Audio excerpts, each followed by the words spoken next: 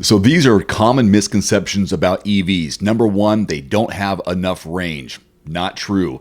Did you know that Americans drive on average between 40 and 50 miles per day, according to the U.S. Department of Transportation? You do now. The majority of households, roughly 85%, travel under 100 miles on a typical day. Most EV models go above 200 miles on a full charge, with nearly all new models traveling more than 100 miles on a single charge. For example, the Nissan Leaf can go around 150 miles on a charge. The Chevy Bolt EV up to 238. The Hyundai Kona EV 258. Tesla Model 3 has a 310-mile range. The Model S maxes out at 335 as of right now. And that's what the answer is. So put that in your tailpipe and smoke it. Next, EVs are as slow as golf carts. I've always joked that EVs are golf carts on steroids. So EVs, in fact, are generally quicker than their gasoline-powered counterparts. That's because the electric motor generates 100% of its available torque instantly. So when you push down on the accelerator, the transition from stationary to speed is almost instantaneous.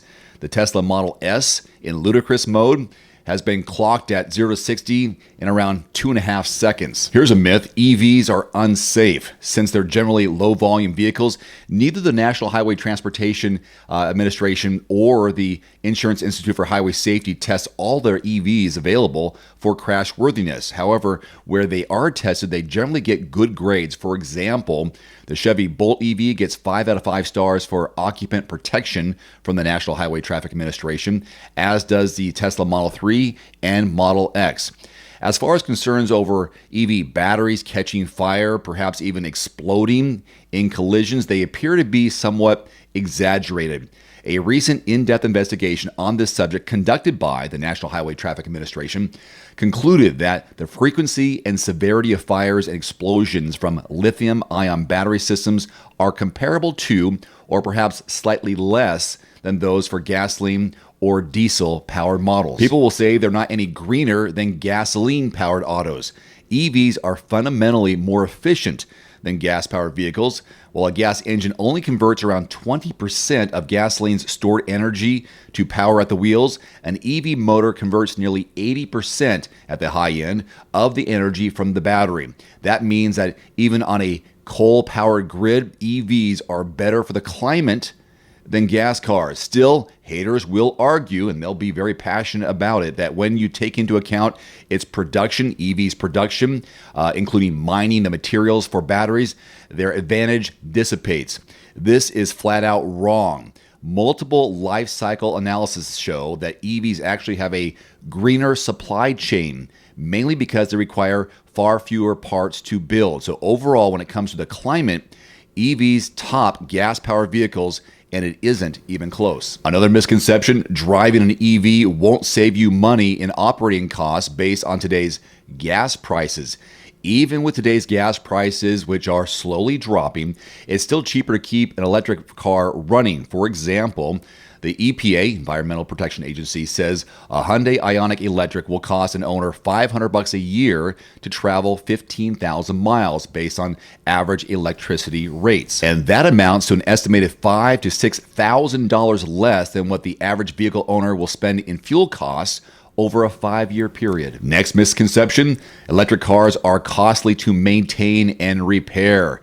EVs cost less to keep running than an ICE-powered vehicle, internal combustion engine. Because they don't require regular oil changes or tune-ups, there are far fewer moving parts to eventually fail and need replacing. EVs use a simple one-speed transmission and don't have items like spark plugs, valves, fuel tanks, mufflers, tailpipes, distributors, starters, clutches, drive belts, hoses, and so on. So just not true. Next, EVs won't be practical to own without a fully established infrastructure or public charging stations.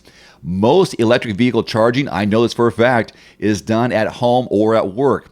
As of June 2022, there were 48,000 charging stations up and running in the U.S. 6,000 of them were fast charging stations. That's where you can get about 80% of your full EV battery in about 30 minutes. And you'll usually find these at retail parking lots, public parking garages, and new car dealerships in areas where EVs are most prevalent. And according to the American Petroleum Institute, I'm giving you facts here, there are more than 145,000 gas stations or fueling stations across the U.S. So it's slowly catching up, but again, most people charge at home. Here's another great myth or misconception. EV batteries don't last long and will eventually wind up in landfills. That's not true. Electric vehicles are federally mandated to carry separate warranties for their battery packs for at least 8 years or 100,000 miles. According to published reports, Nissan Leaf models that were used as taxi cabs retained 75% of their battery capacity after 120,000 miles of driving on the road. Tesla owners can expect to have 90% of their car's battery life still intact after 200,000 miles of driving.